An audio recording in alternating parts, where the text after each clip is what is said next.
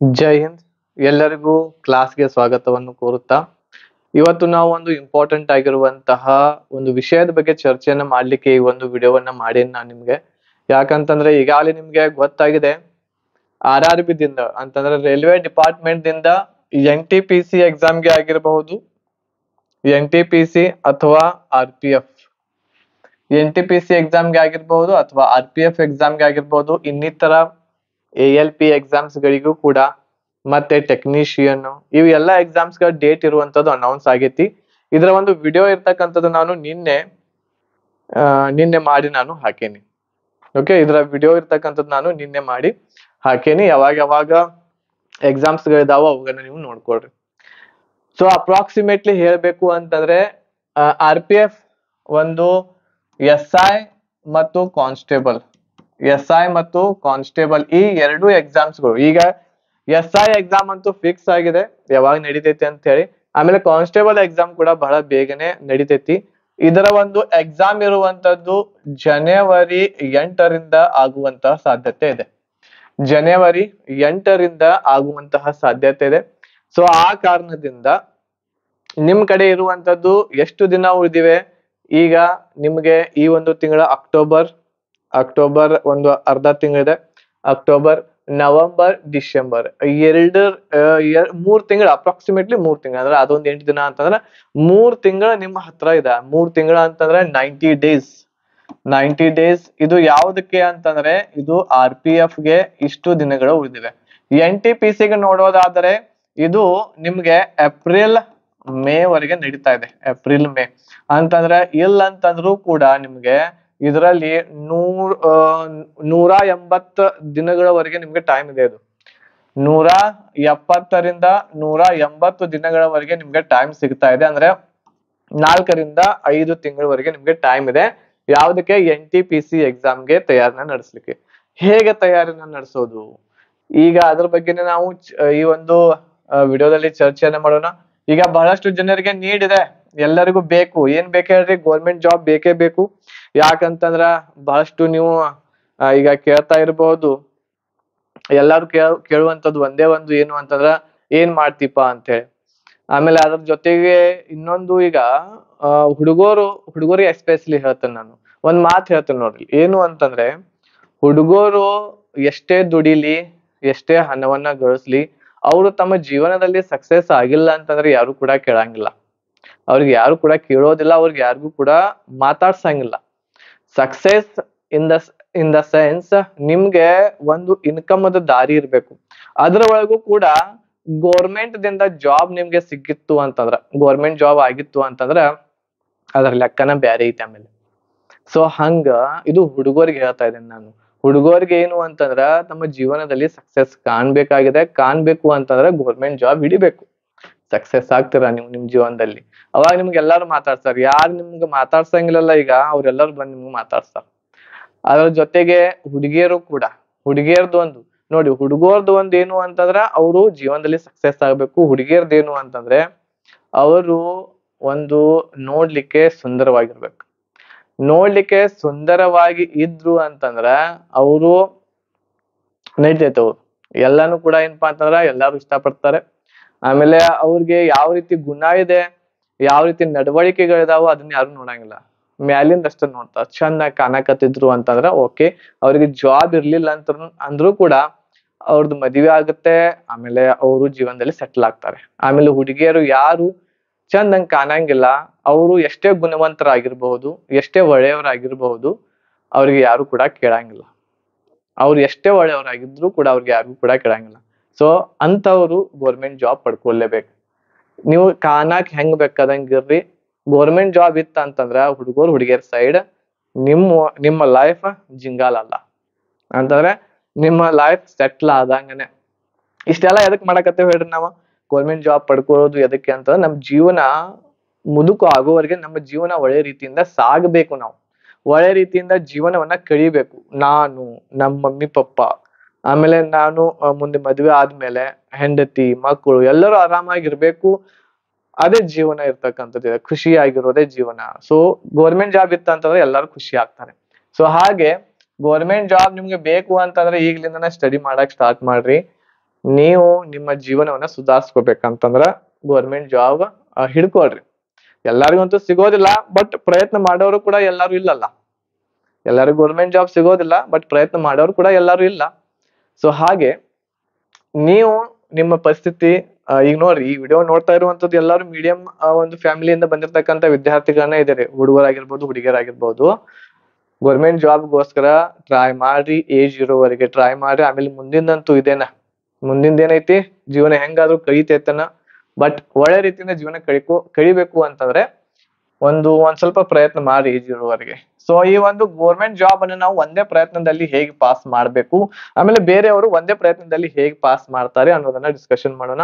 ಅದ್ರ ಜೊತೆಗೆ ಇನ್ನೊಂದು ಇನ್ಫಾರ್ಮೇಶನ್ ಏನು ಅಂತಂದ್ರೆ, ಇವತ್ತು 8ನೇ ತಾರೀಕಿದೆ, 8/10/2024. ನಮ್ಮಲ್ಲಿ ಕೋರ್ಸಸ್ ಗಳು ಬಹಳಷ್ಟು ಇದಾವೆ, ಈಗಾಗಲೇ ನಿಮಗೆ ಗೊತ್ತಿದೆ. ಆ ಎಲ್ಲಾ ಕೋರ್ಸ್ ಗಳ ಆಫರ್ ಫೀಸ್ ಇರ್ತಕ್ಕಂಥದ್ದು, ಆಫರ್ ಫೀಸ್ ಅದ ಕೊನೆಯ ದಿನಾಂಕ ಇವತ್ತು ರಾತ್ರಿ 12 ಗಂಟೆ, 10 ಗಂಟೆ ಅಂತ ಹೇಳಿದ್ದೆ ನಾನು ನಿಮ್ಗೆ. ಮಧ್ಯರಾತ್ರಿ 12 ಗಂಟೆವರೆಗೆ ನೀವು ಈ ಒಂದು ಕೋರ್ಸ್ ಅನ್ನ ತಗೋಬಹುದು ಆಫರ್ ಫೀಸ್ ಒಳಗೆ. ಆಮೇಲೆ ಎಷ್ಟೆಷ್ಟೇ ಫೀಸ್ ಆಗೋದಿದೆ ಅದನ್ನ ಹೇಳ್ತೇನೆ ನಾನು. ಆಮೇಲೆ ಹೆಚ್ಚಿನ ಮಾಹಿತಿಗಾಗಿ ನೀವು ಸಂಪರ್ಕಿಸಬಹುದು ನಮ್ಗೆ 8861927838 ನಂಬರ್ಗೆ. ಓಕೆ, ಇದರಲ್ಲಿ ಮುಖ್ಯವಾಗಿ ನಾವು ಹೇಗೆ ಪ್ರಯತ್ನ ಮಾಡ್ಬೇಕು ಗೌರ್ಮೆಂಟ್ ಜಾಬ್ ಪಡ್ಕೋಬೇಕು ಅನ್ನೋದನ್ನ ನೋಡ್ಲಿಕ್ಕೆ ಹೋಗ್ತಾ ಇದೀವಿ. ಈಗ ಇಲ್ಲಿ ಒಂದಿದೆ ನೋಡ್ರಿ, ಆಫರ್ ಫೀಸ್ ಅದು ಈಗಾಗಲೇ ನಿಮ್ಗೆ ಹೇಳಿದೆ. NTPC ಕೋರ್ಸ್ ಇವತ್ತು ತಗೊಂಡ್ರ 899, ನಾಳೆ ತಗೊಂಡ್ರ 1299. RPF ಕೋರ್ಸ್ ಇವತ್ತು ತಗೊಂಡ್ರ 500, ನಾಳೆ ತಗೊಂಡ್ರ 899. GD ಕೋರ್ಸ್ ಇವತ್ತು ತಗೊಂಡ್ರ 600, ನಾಳೆಯಿಂದ ತಗೊಂಡ್ರ 999. MTS ಇವತ್ತೇ ತಗೊಂಡ್ರ 600, ನಾಳೆಯಿಂದ ಫೀಸ್ 999 ಆಗ್ತತಿ. CHSL CGL ಗೆ ತಗೊಂಡ್ರ ಅಂತಂದ್ರ ಇವತ್ತು 700 ರೂಪಾಯಿದೊಳಗೆ ಕಂಪ್ಲೀಟ್ ಪ್ಯಾಕೇಜ್ ಸಿಗ್ತಾ ಇದೆ, ನಾಳೆಯಿಂದ 1399 ಆಗ್ತಾ ಇದೆ. ಫೀಸ್ ಕಂಪ್ಯೂಟರ್ ದಲ್ಲಿ ಸೆಟ್ ಆಗಿರ್ತೈತಿ, ಅಷ್ಟ ಅಮೌಂಟ್ ದಲ್ಲಿ ನಾವು ಅಪ್ಡೇಟ್ ಮಾಡಿದಾಗನೇ ಕ್ಲಾಸಸ್ ಓಪನ್ ಆಗ್ತವೆ. ಈಗ ಮುಖ್ಯವಾಗಿರುವಂತಹ ವಿಷಯಕ್ಕೆ ಬರೋಣ ನಾವು, ಹೌ ಟು ಪ್ರಿಪೇರ್. ಈಗ ಮುಖ್ಯವಾಗಿ ನಮ್ಮ ಹತ್ರ ಇರುವಂತದ್ದು ರೈಲ್ವೆ ಡಿಪಾರ್ಟ್ಮೆಂಟ್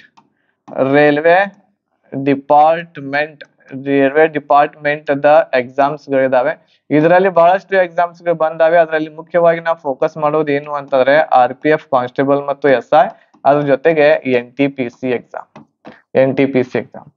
ರೈಲ್ವೆಯ ಯಾವುದೇ ಎಕ್ಸಾಮ್ ಅನ್ನ ಬರೀರಿ, ಅದರಲ್ಲಿ ಇರುವಂತಹ ಏನು ಅಂತಂದ್ರ ಇವೆಲ್ಲ ಎಕ್ಸಾಮ್ಸ್ ಗಳು ಎದ್ರೊಳಗೆ ಇರ್ತಾವು ಅಂತಂದ್ರೆ ಕನ್ನಡದೊಳಗೆ ಇರ್ತಾವು. ಕನ್ನಡದೊಳಗೆ ನೀವು ಏನ್ ಮಾಡಬಹುದು, ಎಕ್ಸಾಮ್ಸ್ ಗಳನ್ನ ಬರಿಬಹುದು. ಕನ್ನಡದೊಳಗೆ ಇರ್ತಾವ ಎಲ್ಲ ಎಕ್ಸಾಮ್ಸ್ ಗಳು, ಕನ್ನಡದೊಳಗೆ ಬರಿಬಹುದು.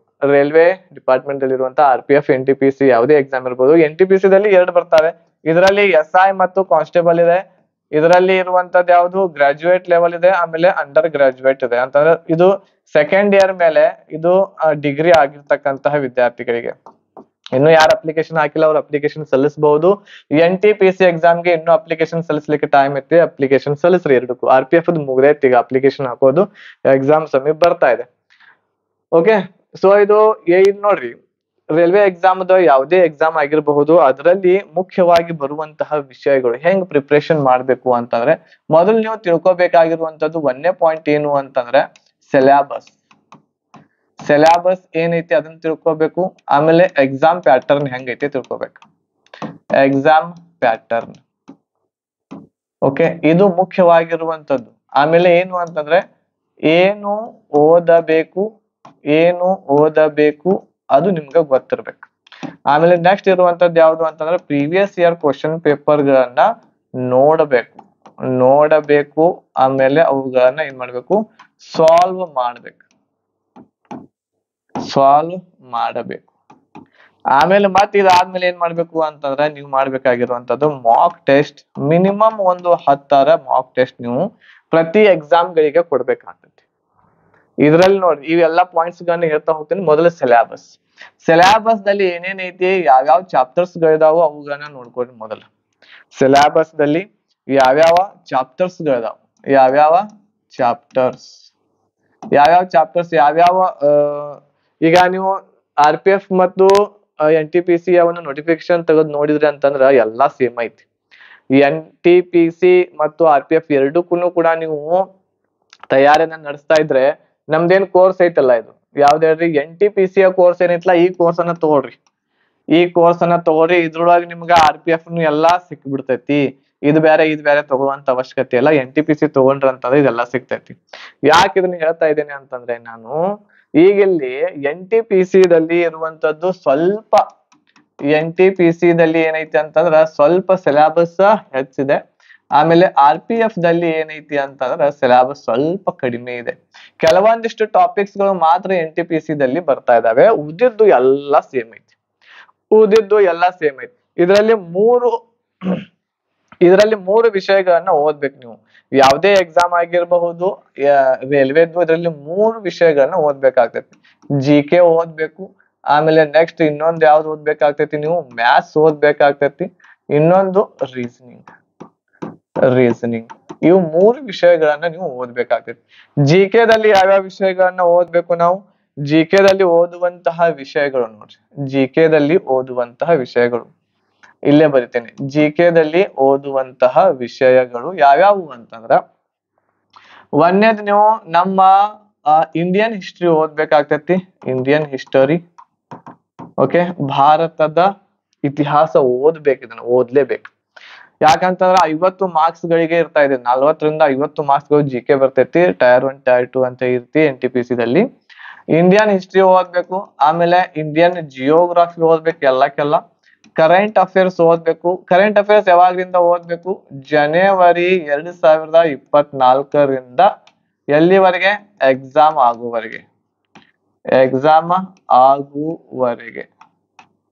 ಆಗುವವರೆಗೂ ಕೂಡ ಕರೆಂಟ್ ಅಫೇರ್ಸ್ ಅನ್ನ ಓದ್ಬೇಕು. ಇನ್ನೊಂದು ಓದ್ಬೇಕು ಯಾವುದು ಅಂತಂದ್ರ ಪಾಲಿಟಿ ಓದ್ಬೇಕು. ಇದರಲ್ಲಿ ಪಾಲಿಟಿ ಅಂತಂದ್ರೆ ಸಂವಿಧಾನ, ಭಾರತದ ಸಂವಿಧಾನ ಇಂಪಾರ್ಟೆಂಟ್. ಇದಾದ್ಮೇಲೆ ಇನ್ನೊಂದು ಸೈನ್ಸ್ ದಲ್ಲಿಯೂ ಕೂಡ ಯಾವುದು ಅಂತಂದ್ರ ಬಯಾಲಜಿ ಮುಖ್ಯವಾಗಿ ಓದ್ಬೇಕು. ಇದು GK ದಲ್ಲಿ ಇಷ್ಟಂತೂ ನೀವು ಓದ್ಲೇಬೇಕು. ಇನ್ನು ಎಕನಾಮಿ ಬರ್ತಾ ಇದೆ, ಬೇರೆ ಇನ್ನ ವಿಷಯ ಬರ್ತಾ ಇದ್ರಲ್ಲಿ, ಬಟ್ ಇವಂತೂ ಓದ್ಲೇಬೇಕು. History, geography, current affairs, polity, biology ಇಷ್ಟಂತೂ ಪಕ್ಕಾ ಓದ್ಲೇಬೇಕು. ನೀವು RPF ಮತ್ತು NTPC ಒಂದ ಪ್ರಯತ್ನದೊಳಗ ನಿಮ್ಮ ಎಕ್ಸಾಮ್ ಆಗ್ಬೇಕು ಅಂತಂದ್ರ ಇಷ್ಟು ನೀವು GK ದಲ್ಲಿ ಓದ್ಬೇಕಾಗ್ತೈತಿ. ಓಕೆನಾ? ಇದಾದ್ಮೇಲೆ ಇದು GK ಗೆ ಇಷ್ಟ ಆಯ್ತು. ಓಕೆ, ಇದಾದ್ಮೇಲೆ ನೆಕ್ಸ್ಟ್ ನಾವು ನೋಡೋದು ಯಾವ್ದು ಅಂತಂದ್ರೆ ಮ್ಯಾಥ್ಸ್ ಇದೆ. ಮ್ಯಾಥ್ಸ್ ದಲ್ಲಿ ಇರುವಂತದ್ದು ಇಂಪಾರ್ಟೆಂಟ್. ಮ್ಯಾಥ್ಸ್ ದಲ್ಲಿ ಬಹಳಷ್ಟು ಏನು ಅಂತಂದ್ರೆ ಚಾಪ್ಟರ್ಸ್ ಗಳು ಬರ್ತಾ ಇದರಲ್ಲಿ. ಮ್ಯಾಥ್ಸ್ ದಲ್ಲಿ ಆಗಿರ್ಬಹುದು ಪ್ರಾಫಿಟ್ ಅಂಡ್ ಲಾಸ್ ಆಗಿರ್ಬಹುದು. ಆಮೇಲೆ NTPC ದಲ್ಲಿ ಟ್ರಿಗ್ನೋಮೆಟ್ರಿ ಬರುತ್ತೆ. ಆಮೇಲೆ ನೆಕ್ಸ್ಟ್ ಎವರೇಜ್ ಗೆ ಸಂಬಂಧ ಇರುವಂತದ್ದು, ಏಜ್ ಗೆ ಸಂಬಂಧ, ಟ್ರೈನ್ ಗೆ ಸಂಬಂಧ ಇರುವಂತದ್ದು, ಆಮೇಲೆ ಟೈಮ್, ಸ್ಪೀಡ್, ಡಿಸ್ಟೆನ್ಸ್ ಆಗಿರ್ಬಹುದು. ಇವು ಎಲ್ಲ ಸಬ್ಜೆಕ್ಟ್ಸ್ ಗಳು ಏನ್ ಟಾಪಿಕ್ಸ್ ಗಳು ಬರ್ತಾವೋ ಅವೆಲ್ಲ ಟಾಪಿಕ್ಸ್ ಗಳನ್ನ ಮ್ಯಾಥ್ಸ್ ದಲ್ಲಿ ಓದ್ಬೇಕು. ರೀಸನಿಂಗ್ ಅಂತೂ ಈಸಿ ಇರ್ತೈತಿ. ರೀಸನಿಂಗ್ ದಲ್ಲಿ ಕೂಡ ಕೆಲವೊಂದಿಷ್ಟು ಬರ್ತಾವ. ಒಂದು 15ರಿಂದ 20 ಚಾಪ್ಟರ್ಸ್ ಗಳು ಅವನ್ನು ಕೂಡ ಓದ್ಬೇಕು. ಇದು ಏನು ಅಂತಂದ್ರ ಇಷ್ಟು ನೀವು ಓದ್ಬೇಕಾಗಿರುವಂತದ್ದು ಸಿಲೆಬಸ್. ಆಮೇಲೆ ಎಕ್ಸಾಮ್ ಪ್ಯಾಟರ್ನ್ ತಿಳ್ಕೊಬೇಕು. ಇದು ಸಿಲೆಬಸ್ ಇಷ್ಟು ಇರ್ತಕ್ಕಂಥದ್ದು. ಪೂರ್ತಿ ಡಿಟೇಲ್ ಆಗಿ ಹೇಳಕ್ ಹೋಗಿಲ್ಲ ನಾನು. ನಿಮ್ಮ ಒಂದು ಇದ್ರೊಳಗೆ ಸಿಗ್ತೈತಿ. ಎಲ್ಲಿ ಹೇಳ್ರಿ, ನೋಟಿಫಿಕೇಶನ್ ತೆಗೆದು ನೋಡ್ರಿ ಅಂತಂದ್ರೆ ಎಲ್ಲಾ ಸಿಗ್ತಾವ, ಯಾವ ಟಾಪಿಕ್ಸ್ ಏನೇನ್ ಅದಾವ ಅಂತೇಳಿ. ಮುಖ್ಯವಾಗಿ ಇವುಗಳನ್ನಂತೂ ಮಾಡ್ಬೇಕು ನೀವು. ಇದು ಸಿಲೆಬಸ್ ಆಯ್ತು. ನೆಕ್ಸ್ಟ್ ಎಕ್ಸಾಮ್ ಪ್ಯಾಟರ್ನ್ ಅನ್ನೋದು ಈಗಾಗಲೇ ನಿಮ್ಗೆ ಗೊತ್ತಿದೆ. ಎಕ್ಸಾಮ್ ಪ್ಯಾಟರ್ನ್ ಮೊಟ್ಟ ಮೊದಲನೇದಾಗಿ ಈಗಾಗಲೇ ಇದ್ರ ಬಗ್ಗೆ ಬಹಳಷ್ಟು ಸಲ ನಾ ಹೇಳೀನಿ. RPF ದಲ್ಲಿ 120 ಮಾರ್ಕ್ಸ್ ಗಳಿಗೆ 120 ಕ್ವಶನ್ಸ್ ಗಳು, 120 ಮಾರ್ಕ್ಸ್ ಇರ್ತಾವೆ ಇದರಲ್ಲಿ. ಇದರ ಜೊತೆಗೆ ನೆಕ್ಸ್ಟ್ NTPC ದಲ್ಲಿ ಹೇಳೋದಾದ್ರೆ, NTPC ದಲ್ಲಿ ಒಂದನೇ ಟೈರ್ 1 ಒಳಗ 100 ಮಾರ್ಕ್ಸ್ 100 ಕ್ವಶನ್ಸ್ ಇರ್ತಾವೆ. ಆಮೇಲೆ ನೆಕ್ಸ್ಟ್ 120 ಮಾರ್ಕ್ಸ್ Tier 2, ಇದು Tier 2, Tier 1. ಈ ರೀತಿ 2 ಎಕ್ಸಾಮ್ಸ್ ಇದರಲ್ಲಿ ನೋಡ್ತೇವೆ. RPF ದಲ್ಲಿ 120 ಒಂದೇ ಎಕ್ಸಾಮ್ ಇರ್ತೈತಿ. 120 ಕ್ವಶನ್ಸ್, 120 ಮಾರ್ಕ್ಸ್ ಗಳು ಇದರಲ್ಲಿ ಇರ್ತವೆ. ಸೊ ಯಾವ್ಯಾವ ಇರ್ತಾವ ಇದರಲ್ಲಿ? 50 GK ಇರ್ತಾವ ಇದರಲ್ಲಿ. ಹೌದಾ? 50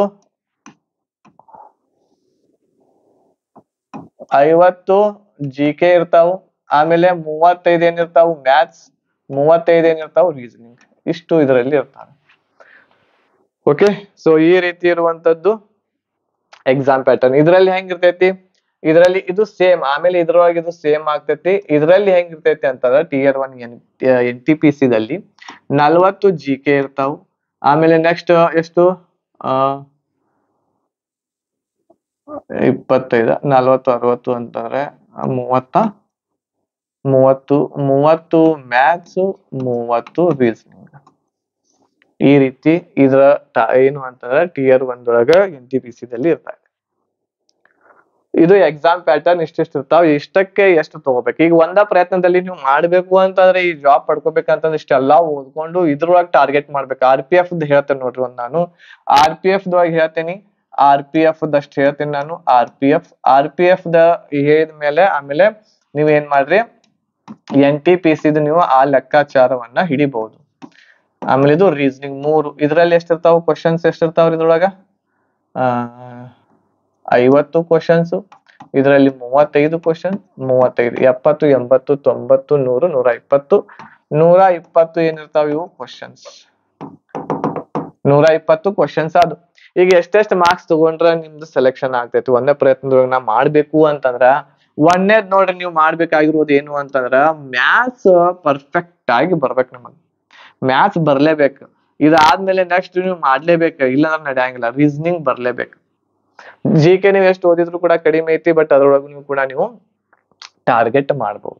120ರಲ್ಲಿ ಟಾರ್ಗೆಟ್ ನಮ್ದು ಎಷ್ಟು ಇರ್ಬೇಕು, ಎಷ್ಟು ತಗೊಂಡ್ರೆ ಈ ಸಲ ನಾವು ಸೆಲೆಕ್ಷನ್ ಆಗ್ತೇವಿ. ಟಾರ್ಗೆಟ್ ನೋಡ್ರಿ ನಿಮ್ದು 100 120 ಇದೆಯಲ್ಲ, 90 ದಿಂದ ಹಿಡಿದು 90ರಿಂದ 100ರವರೆಗೆ ಮಾರ್ಕ್ಸ್ ಗಳು ಬರ್ಬೇಕು ನಿಮ್ಗೆ. 90ರಿಂದ 100ರವರೆಗೆ ಮಾರ್ಕ್ಸ್ ಬಂತು ಅಂತಂದ್ರೆ ಈ ಸಲ ಸೆಲೆಕ್ಷನ್ ಆಗ್ತೈತಿ. ಇದಕ್ಕಿಂತ ಕಡಿಮೆ ಅಂತೂ ಆಗಂಗಿಲ್ಲ, ಇದಕ್ಕಿಂತ ಕಡಿಮೆ ಕಟ್ ಆಫ್ ನಿಲ್ಲಂಗಿಲ್ಲ. 100 ಅಂತೂ ತಗೊಲೇಬೇಕಾಗ್ತೈತಿ. ನೀವು 100 ಅಂತೂ ಏನ್ ಮಾಡ್ಬೇಕು ಇದ್ರಲ್ಲಿ ತಗೊಲೇಬೇಕು.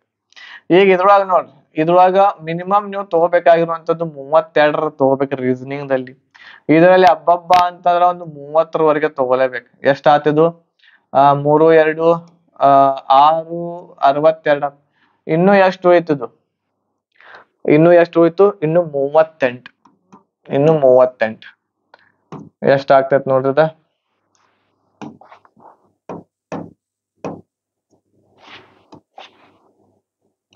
ಎಷ್ಟಾಗ್ತದು 10 9 1 10 100 ಮಾರ್ಕ್ಸ್ ಆಗ್ತದೆ. ಇಷ್ಟಿಷ್ಟು ಮಾರ್ಕ್ಸ್ ತಗೋಬೇಕು ನೋಡ್ರಪ್ಪ ನೀವು. ಇಷ್ಟಿಷ್ಟು ಮಾರ್ಕ್ಸ್ ತಗೊಂಡ್ರ ಅಂತಂದ್ರೆ ನಿಮ್ ಸೆಲೆಕ್ಷನ್ ಪಕ್ಕ. GK ದಲ್ಲಿ ಯಾಕೆ ಕಡಿಮೆ ಇಟ್ಟೇನಿ ಅಂತಂದ್ರೆ GK ನೀವು ಎಷ್ಟು ಮಾಡಿದ್ರು ಕೂಡ ಕಡಿಮೆ ಐತಿ. ಇಷ್ಟು ನಿಮ್ದು ತಯಾರಿ ಇರುವಂತದ್ದು NTPC ಆಮೇಲೆ RPF ಎಕ್ಸಾಮ್ಗೆ ಇರ್ಬೇಕಾಗುತ್ತೆ. ಇಷ್ಟೆಲ್ಲಾ ತಯಾರಿ. GK ದಲ್ಲಿ ಮತ್ತೊಂದು ನಿಮ್ಗೆ ಪಾಯಿಂಟ್ ಬಿಟ್ನಿ ಅಲ್ಲಿ ಏನು ಅಂತಂದ್ರೆ ಸ್ಟ್ಯಾಟಿಕ್ GK ಯನ್ನ ಓದ್ಲೇಬೇಕಾಗಿರುವಂತದ್ದು. ಸ್ಟ್ಯಾಟಿಕ್ GK ಓದ್ಲೇಬೇಕು. ಸ್ಟ್ಯಾಟಿಕ್ GK ದಿಂದನ 10ರಿಂದ 12 ಕ್ವಶನ್ಸ್ ಗಳು ಅದ್ರೊಳಗನ ಬರ್ತಾವ ನಿಮಗೆ. ಸೊ ಹಂಗಾಗಿ ಅದನ್ನ ಓದ್ಬೇಕು ಸ್ಟ್ಯಾಟಿಕ್ GK. ಇಷ್ಟೆಲ್ಲ ಯಾವಾಗ ಓದೋದು, ಹೆಂಗ್ ಮಾಡೋದು, ಎಲ್ಲಿ ಸಿಗ್ತೈತಿ ಕ್ಲಾಸಸ್ ಅಂತಂದ್ರೆ ನಮ್ಮಲ್ಲಿ ನಿಮ್ಗಾಗಿ ಅವೈಲೇಬಲ್ ಐತಿ ಅಂತ ಈಗಾಗಲೇ ಹೇಳಿದೆ ನಾನು ನಿಮ್ಗೆ. ಎಲ್ಲಾ ಕೋರ್ಸಸ್ ಗಳು ಅವೈಲೇಬಲ್ ಇದಾವೆ ನಿಮ್ಗೆ ಇಲ್ಲಿ. NTPC RPF GD MTS CHS ಎಲ್ಲಾ ಏನಿದಾವು ಅವೈಲೇಬಲ್ ಇದಾವೆ. NTPC ತಗೋರಿ, ಅದರಲ್ಲಿ RPF ಕೂಡ ಕವರ್ ಆಗ್ತೈತಿ. ಇಲ್ಲಪ್ಪ ನಾ RPF ಅಷ್ಟ ಮಾಡ್ತೇನೆ ಅಂದ್ರ ನೀವು ಈ ಕೋರ್ಸಸ್ ಅನ್ನ ತಗೋಬಹುದು. ಹೆಚ್ಚಿನ ಮಾಹಿತಿಗಾಗಿ ಕಾಂಟ್ಯಾಕ್ಟ್ ಮಾಡ್ರಿ ನಮಗೆ ಬೇಗನೆ. ಇವತ್ತು ಲಾಸ್ಟ್ ಡೇ ಇದೆ ಆಫರ್ ಇದ್ದು. ಹೆಚ್ಚಿನ ಮಾಹಿತಿಗಾಗಿ ನೀವು ಕಾಂಟ್ಯಾಕ್ಟ್ ಮಾಡಬಹುದು ನನಗೆ. 8861927838 ನಂಬರ್ಗೆ ಕಾಂಟ್ಯಾಕ್ಟ್ ಮಾಡ್ರಿ, ಹೆಚ್ಚಿನ ಮಾಹಿತಿಯನ್ನ ಪಡ್ಕೊಳ್ರಿ. ಓಕೆನಾ. ಸೊ ಇದು ಯಾವ ರೀತಿ ನಾವು ಈ ಒಂದು ಎಕ್ಸಾಮ್ ಅದ ಪ್ರಿಪರೇಷನ್ ಮಾಡ್ಬೇಕು, ಹೇಗಿದೆ ಏನು, ಒಂದೇ ಪ್ರಯತ್ನದಲ್ಲಿ ಹೆಂಗ್ ಮಾಡ್ಬೇಕಾಗ್ತೈತಿ, ಎಷ್ಟು ಗಂಟೆ ಓದ್ಬೇಕು ಅಂತಂದ್ರ 8ರಿಂದ 10 ಗಂಟೆ ಡೈಲಿ ಓದ್ಲೇಬೇಕಾಗ್ತೈತಿ. ನೀವು ನಿಮ್ಗ ಗೌರ್ಮೆಂಟ್ ಜಾಬ್ ಒಂದ ಪ್ರಯತ್ನದೊಳಗೆ ಬೇಕು, ಗೌರ್ಮೆಂಟ್ ಜಾಬ್ ಬೇಕಂತಂದ್ರ ಓದ್ಬೇಕು. ಓಕೆ. ಸೊ ಇದನ್ನ ಫಾಲೋ ಅಪ್ ಮಾಡಿದ್ರ ಆಗ್ತೈತಿ. ಇಲ್ಲ ಅಂತಂದ್ರ ಹಂಗ ಸುಮ್ನೆ ಏನು ಸುಮ್ನೆ ನಾ ಮಾಡ್ತೀನಿ ಅಂತಂದ್ರ ಆಗಂಗಿಲ್ಲ. ಅದು ಮಾಡ್ಬೇಕಾಗ್ತೈತಿ, ಪ್ರಯತ್ನ ಮಾಡ್ಬೇಕಾಗ್ತೈತಿ. ಪ್ರಯತ್ನ ಮಾಡ್ಲಿಲ್ಲ ಅಂತಂದ್ರೆ ಏನು ಕೂಡ ಸಿಗಂಗಿಲ್ಲ. ಈಗ ನೀವು ಕಷ್ಟ ಪಟ್ರ ಅಂತಂದ್ರ ಮುಂದೆ ಜೀವನದಲ್ಲಿ ಆರಾಮಾಗಿ ಸುಖವಾಗಿ ಇರ್ತೀರಿ. ಆರಾಮಾಗಿ ನೀವು, ನಿಮ್ಮ ಹೆಂಡತಿ ಮಕ್ಕಳು, ಹೌದಾ, ನಿಮ್ಮ ಮಮ್ಮಿ ಪಪ್ಪ ಎಲ್ಲರೂ ಕೂಡ ಆರಾಮಾಗಿರ್ತಾರೆ. ಸೊ ಅದ್ರ ಸಲುವಾಗಿ ಒಂದ್ ಸ್ವಲ್ಪ ವಿಚಾರ ಮಾಡ್ರಿ. ನಿಮ್ಮ ಒಂದು ಫ್ಯೂಚರ್ ಹೇಗಿರ್ಬೇಕು ಅನ್ನೋದು ನಿಮ್ ಕೈಯಾಗೈತೆ. ಅದು ಫ್ಯೂಚರ್ ಹೇಗಿರ್ಬೇಕು ಅನ್ನೋದನ್ನ ನಿಮ್ ಕೈಯಾಗಿದೆ. ನೀವು ಅದನ್ನ ಕಳ್ಕೊಳ್ಲಿಕ್ ಹೋಗ್ಬೇಡ್ರಿ. ನಿಮ್ಮ ಏಜ್ ಇರೋವರೆಗೆನೆ ಏನ್ ಮಾಡ್ರಿ, ಪ್ರಯತ್ನವನ್ನ ಮಾಡ್ರಿ. ಈಗಾಗಲೇ ನಿಮ್ಗೆ ಫಸ್ಟ್ ಗೆನೆ ಹೇಳಿದೆ ನಾನು, ಬಾಯ್ಸ್ಗೆ ಏನಿರ್ಬೇಕು, ಸಕ್ಸೆಸ್ ಇರ್ಬೇಕು ಜೀವನದಲ್ಲಿ. ಹುಡುಗಿಯರಿಗೆ ಏನಿರ್ಬೇಕು, ಸೌಂದರ್ಯ ಇರ್ಬೇಕು. ಅಂದ್ರೆ ಎಲ್ಲಾ ಓಕೆ ಆಗ್ತೈತಿ ಅಂತ. ಇವು ಎರಡೂ ಕೂಡ ನಮ್ಮ ಜೀವನದಲ್ಲಿ ಬಹಳಷ್ಟು ಇಂಪಾರ್ಟೆಂಟ್, ಬಾಯ್ಸ್ ಮತ್ತು ಗರ್ಲ್ಸ್ ಗಳಲ್ಲಿ. ಸೊ ನೋಡ್ರಿ, ವಿಚಾರ ಮಾಡ್ರಿ, ಸ್ಟಡಿಯನ್ನ ಮಾಡ್ರಿ, ಸೆಲ್ಫ್ ಸ್ಟಡಿ ಮಾಡ್ರಿ. ಏನಾದ್ರು ಡೌಟ್ಸ್ ಇದ್ರೆ ನನಗೆ ಕಾಂಟ್ಯಾಕ್ಟ್ ಮಾಡ್ರಿ, ಇಲ್ಲಾಂದ್ರೆ ಕೋರ್ಸ್ ತಗೋರಿ, ನಮ್ದು ಕೋರ್ಸ್ ತಗೋರಿ. ಅಥವಾ ನೀವು ನಮ್ಮ ಊರಿಗೆ ಸಮೀಪ ಇದ್ರೆ ನೀವು ನನಗೆ ಬಂದು ಭೇಟಿ ಆಗಬಹುದು. ನಮ್ಮ ಊರಿರುವಂತದ್ದು ಚಿಕ್ಕೋಡಿ ಇದೆ. ಚಿಕ್ಕೋಡಿ ಇದು ಯಾವ ಜಿಲ್ಲೆ ಒಳಗ್ ಬರ್ತೈತ್ರಿ ಅಂತಂದ್ರ ಬೆಳಗಾವಿ, ಕುಂದಾನಗರಿ ಬೆಳಗಾವಿಯ ಒಂದು ನಾವು ಟೀಚರ್ ಇದೇವಿ. ಚಿಕ್ಕೋಡಿ ಇಲ್ಲಿ ಬಂದು ನೀವು ನಮ್ಮ ಚಿಕ್ಕೋಡಿಗೆ ಕಾಂಟ್ಯಾಕ್ಟ್ ಮಾಡ್ರಿ ಅಂತಂದ್ರ ನಿಮ್ಗೆ ನಾವು ನಮ್ಮ ಮನೆಗೆ ಬಂದು ನನಗೆ ಭೇಟಿ ಆಗ್ಬಹುದು, ಕ್ಲಾಸಸ್ ಬಗ್ಗೆ ಕೇಳಬಹುದು. ಆಮೇಲೆ ಕ್ಲಾಸಸ್ಗಳನ್ನ ನಿಮ್ಗೆ ಇದು ಫೇಕ್ ಅನಿಸ್ತಾ ಇತ್ತು ಅಂತಂದ್ರ, ಏನ್ ಫೇಕ್ ಅನಿಸ್ತಾ ಇತ್ತು, ಇವೆಲ್ಲಾ ಕೋರ್ಸಸ್ಗಳು ಏನ್ ಹೇಳಿಲ್ಲ ನಿಮ್ಗ, ಇವೆಲ್ಲಾ ಫೇಕ್ ಅನಿಸ್ತಾ ಇತ್ತು, ಇಲ್ಲಪ್ಪ ಸರ್ ಇಷ್ಟೆಲ್ಲಾ ರೊಕ್ಕ ತಗೊಂಡ್ ಆಮೇಲೆ ಕಾಲ್ ರಿಸೀವ್ ಮಾಡ್ಲಿಲ್ಲ ಆ ಕಡೆ ಹೋದ್ರಂದ್ರ ಹೆಂಗ ಅಂತಂದ್ರ, ಇಲ್ಲಿ ಬಂದ್ ಭೇಟಿ ಆಗ್ರಿ. ಬಾಳ ದೂರ ಏನಿಲ್ಲ, ನಮ್ಮೂರ್ ಬೆಳಗಾವಿದವ್ರು ಇದ್ರ ಅಂತಂದ್ರ ಬರ್ರಿ. ಇಲ್ಲೇ ನಮ್ಮ ಕ್ಲಾಸ್ ಒಳಗನ ನಿಮ್ಗೆ ಎಲ್ಲಾ ಕ್ಲಾಸಸ್ಗಳನ್ನ ಅಪ್ಲೋಡ್ ಮಾಡಿ ನಿಮ್ಮ ವಾಟ್ಸಪ್ಗೆ ಕಳಿಸ್ತೇವಿ. ಮನೆಯೊಳಗ್ ಕುಂತ ಆರಾಮಾಗಿ ನೀವು ಸ್ಟಡಿ ಮಾಡ್ಬಹುದು. ಇಲ್ಲ ಅಂತಂದ್ರೆ ನಮ್ಮ ಊರಿನೊಳಗನ ಬಂದು ನೀವು ಇಲ್ಲಿ ರೂಮ್ ಮಾಡಿ ಸ್ಟಡಿ ಮಾಡ್ತೇನೆ ಅಂತಂದ್ರೆ ಇಲ್ಲಿಯೂ ಕೂಡ ಬರ್ರಿ, ರೂಮ್ ನಿಮ್ಗೆ ಸಹಾಯ ಮಾಡ್ತೀವಿ ರೂಮ್ ಹುಡುಕ್ಲಿಕ್ಕೆ. ನೀವು ಇಲ್ಲಿ ಇರ್ಬೋದು, ನಿಮ್ಗೆ ಗೈಡೆನ್ಸ್ ಇರುವಂತದ್ದು ನಾನು ಇಲ್ಲಿ ಮಾಡ್ತೇನೆ. ಕ್ಲಾಸಸ್ ತಗೊಂಡು ನಮ್ಮ ಸ್ಟಡಿಯನ್ನ ಮಾಡ್ತಾ ಇದ್ರ ಅಂತಂದ್ರ ನಾವು ನಿಮ್ಗೆ ಗೈಡೆನ್ಸ್ ಮಾಡ್ತೀವಿ. ಇಲ್ಲೇ ಡೈಲಿ ಬಂದು ನಿಮ್ಗೆ ಭೇಟಿ ಆಗ್ತೇವಿ. ಡೈಲಿ ನಿಮ್ಗೆ ಏನ್ ಮಾಡಾಕತ್ತೀರಿ ಏನಿಲ್ಲ ಅನ್ನೋದನ್ನ ನಿಮ್ಗೆ ಬಂದು ಗೈಡೆನ್ಸ್ ಮಾಡ್ತೀವಿ. ಎಲ್ಲಿ ತಪ್ತೀರಿ ಅನ್ನೋದನ್ನ ಎಲ್ಲವೂ ಕೂಡ ನಿಮ್ಗೆ ಹೇಳ್ತೀವಿ. ಬರೋ ಇಚ್ಛೆ ಇತ್ತು ಅಂತಂದ್ರೆ ನೀವು ಬರ್ಬೋದು, ಇಲ್ಲಾಂದ್ರೆ ಮನೆಯೊಳಗ್ ಕುಂತನ ಸ್ಟಡಿಯನ್ನ ಮಾಡ್ಬೋದು. ಓಕೆನಾ? ಧನ್ಯವಾದಗಳು. ಮತ್ತೆ ಒಂದು ಹೊಸದಾಗಿರುವಂತಹ ವಿಡಿಯೋದೊಂದಿಗೆ ಭೇಟಿ ಆಗ್ತೇನೆ. ಈ ವಿಷಯ ನಿಮ್ಗೆ ಇಷ್ಟ ಆಗಿತ್ತು ಅಂತಂದ್ರೆ ಲೈಕ್ ಶೇರ್ ಮಾಡೋದನ್ನ ಮರಿಬೇಡ್ರಿ. ಯಾಕಂತಂದ್ರ ನೀವು ನಮ್ಗೆ ಕೊಡುವಂತದ್ದು ಇಷ್ಟೆಲ್ಲ ನಾವು ಮಾಡ್ತೇವಲ್ಲ, ನೀವು ನಮಗ್ ಕೊಡ್ಬೇಕಾಗಿರುವಂತದ್ದು ಏನು ಗೊತ್ತಾ? ಫ್ರೀ ಆಗಿ ಮಾಡಕತ್ತೀರಿ ನೀವು ಈ ವಿಡಿಯೋ. ಸೊ ಆ ಒಂದು ಕೆಲ್ಸಕ್ಕೆ ಈ ಒಂದು ಏನ್ ಮಾಡ್ಬೇಕು ಅಂತಂದ್ರೆ ಶೇರ್ ಮಾಡ್ಬೇಕು. ಈ ವಿಡಿಯೋವನ್ನ ಶೇರ್ ಮಾಡ್ಬೇಕು, ಲೈಕ್ ಮಾಡ್ಬೇಕು, ಅಷ್ಟು ಸಾಕು ನಮಗೆ, ಮತ್ತೇನು ಬೇಡ. ಓಕೆ, ಧನ್ಯವಾದಗಳು. ಜೈ ಹಿಂದ್.